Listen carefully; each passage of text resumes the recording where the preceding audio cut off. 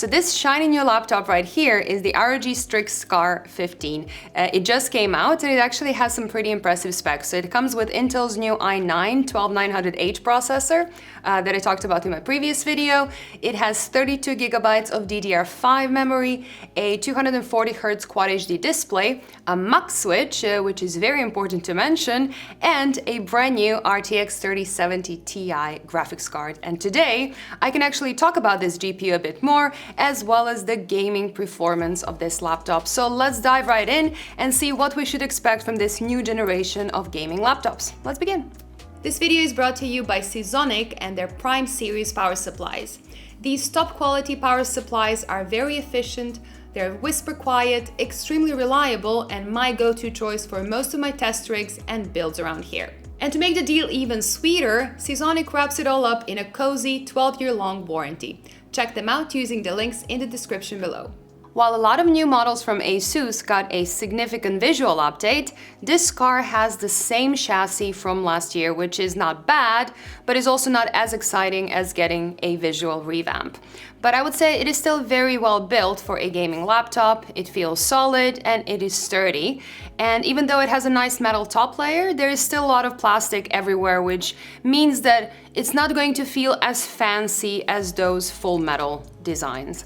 And speaking of design, it has a pretty gamey look, which is also very usual when it comes to ROG gaming laptops. There is an RGB light bar at the front, an RGB logo on the cover, and there is another RGB strip just under the panel itself. There's also a small detail on the back with 3 included covers that you can just swap around in case you don't like the silver one. And that is again very typical for ASUS. They very often add a little personal twist to their products that you can just customize.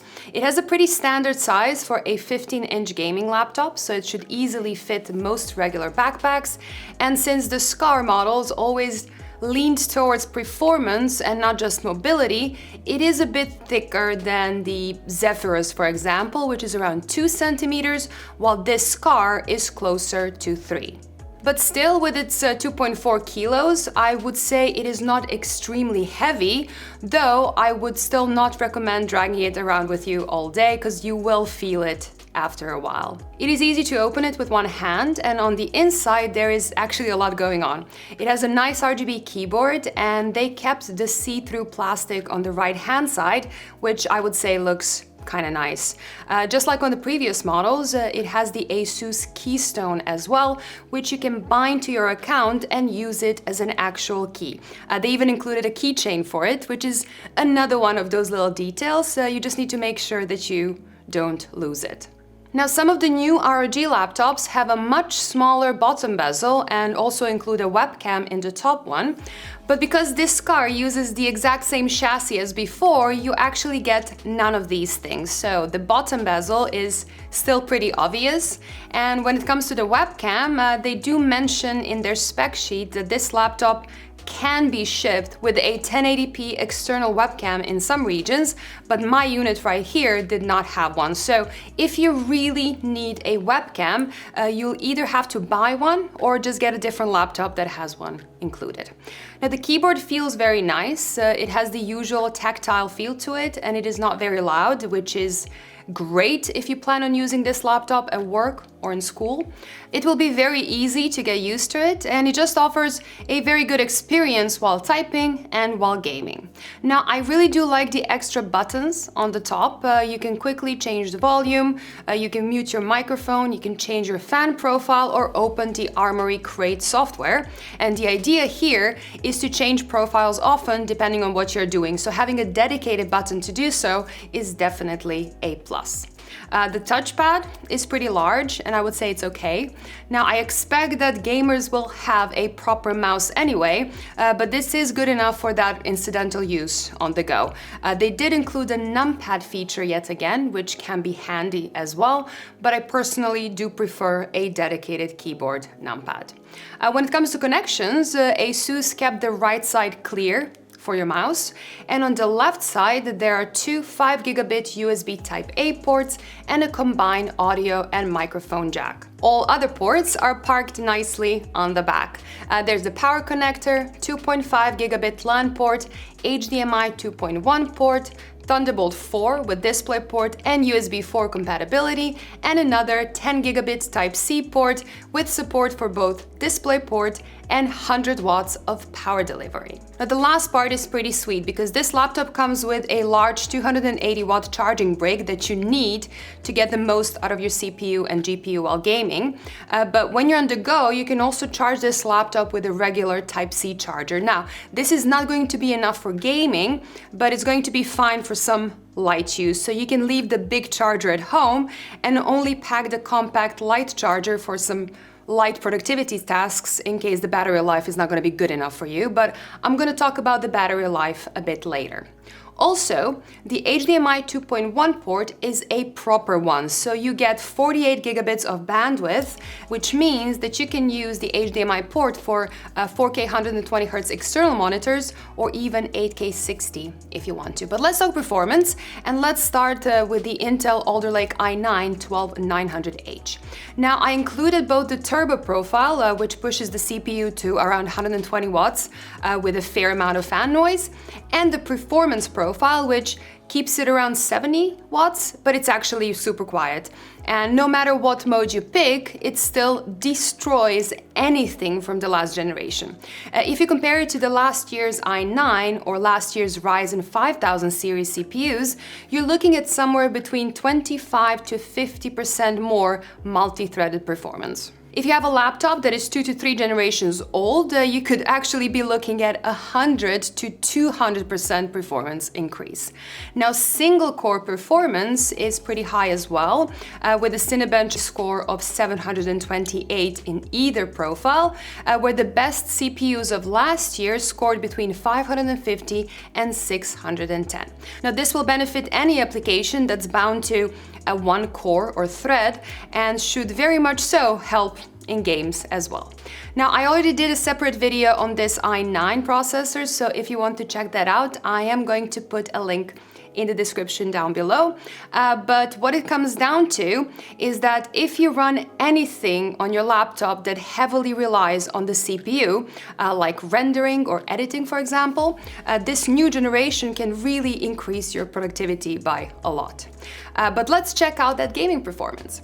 Now, when it comes to this SCAR 15, there are different specifications available, and you can actually choose between an RTX 3060, 3070 Ti, 3080, and 3080 Ti. Now, the 3070 Ti and the 3080 Ti are Nvidia's brand new additions, and the RTX 3080 Ti is supposed to be the new fastest mobile GPU on the market, while the 3070 Ti I have right here is supposed to fall in between the existing 3070 and 3080 models. Now, the important part when it comes to ASUS laptops is that every model in this generation will have the MUX switch. So for all my testing, it was set to the dedicated GPU mode, and I tested all games using the turbo mode that offers the most performance while not getting too hot that it becomes a problem. And when we look at the results, it is clear that the 2022 Strix SCAR performs a lot better than the 2021 Strix G15, sometimes by as much as 50%. Now, games that really rely on the CPU, like Shadow of the Tomb Raider, for example, will now run even faster than the biggest, most powerful laptops of last year.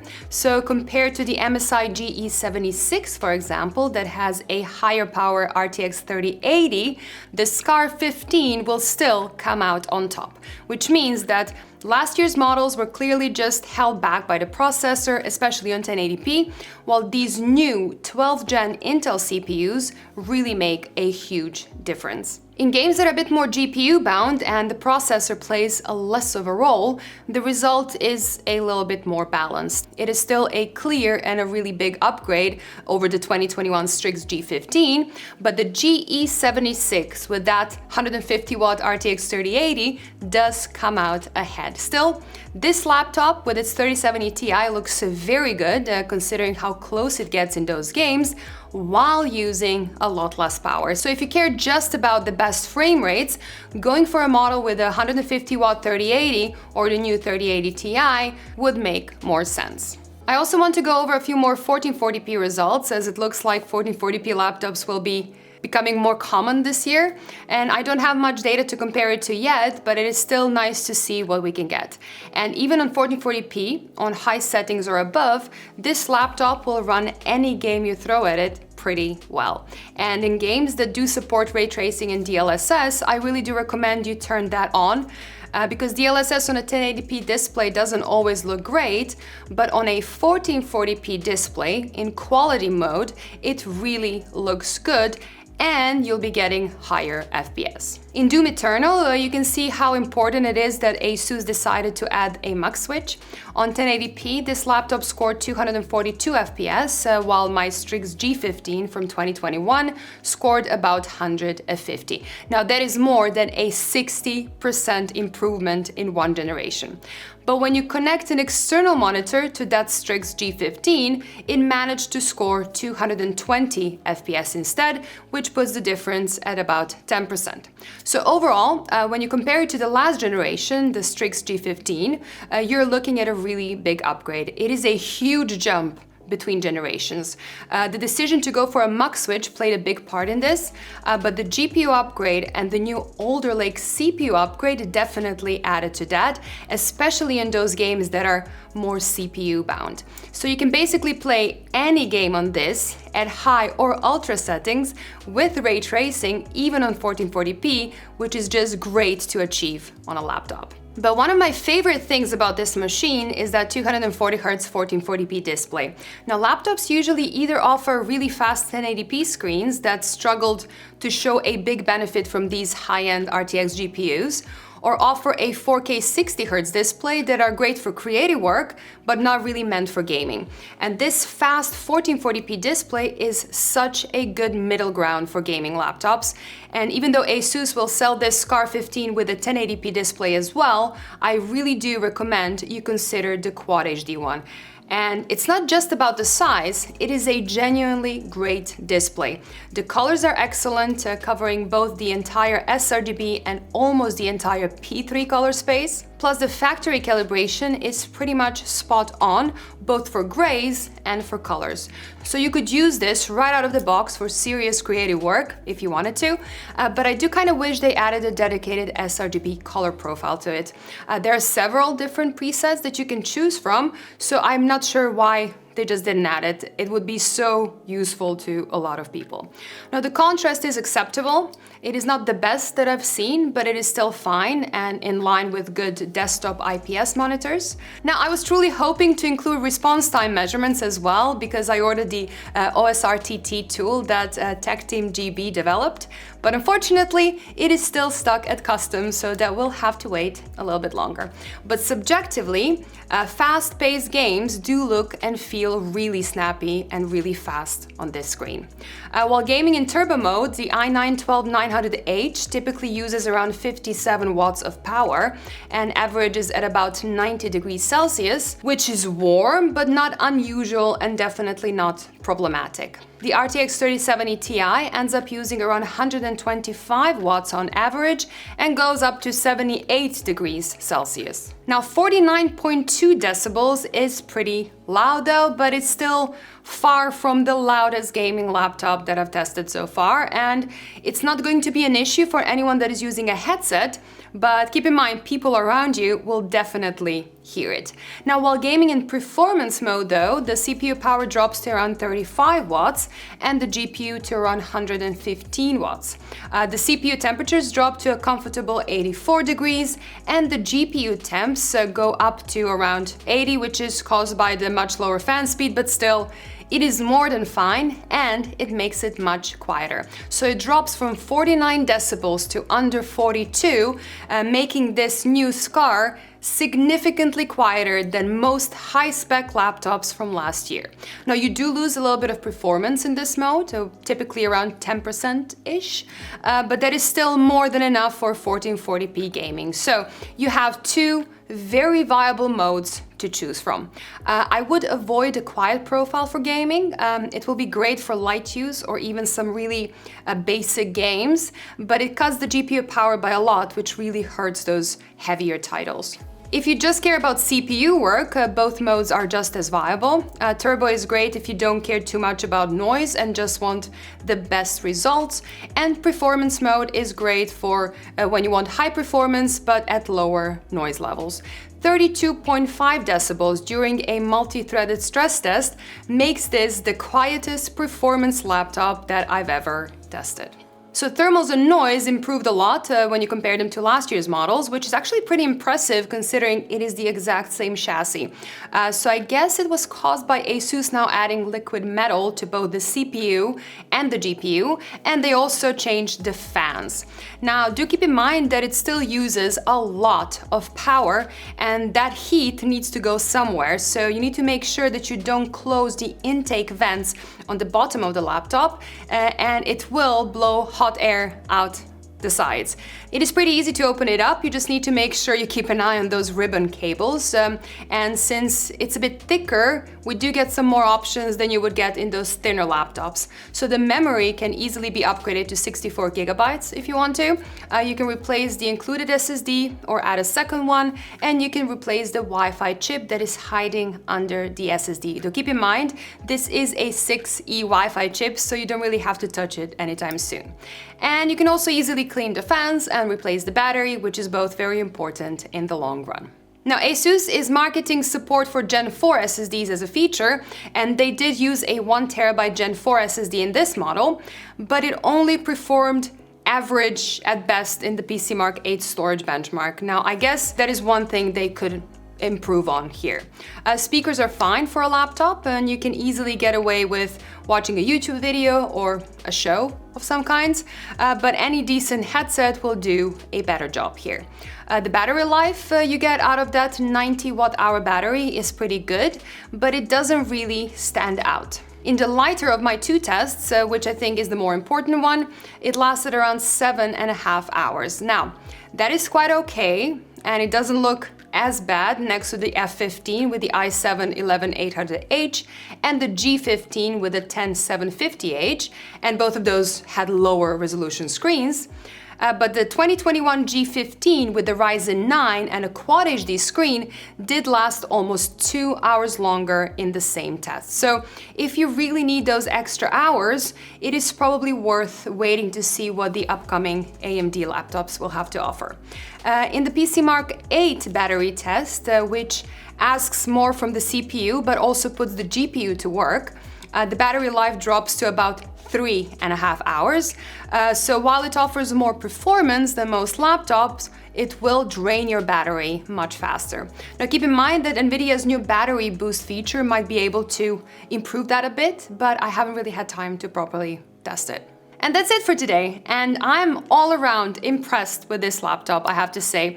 They combined a really powerful new CPU with a really solid new GPU. They included a MUX Switch this time around, and they added a very good Quad HD display. So I'm really struggling to find big things to complain about, but I do have some. I guess the chassis would be one. I really wish that they redid it and added thinner bezels, a bigger screen, and a webcam, like some new models have. And I guess a better SSD would have been nice as well, especially when you do consider the possible price of this thing.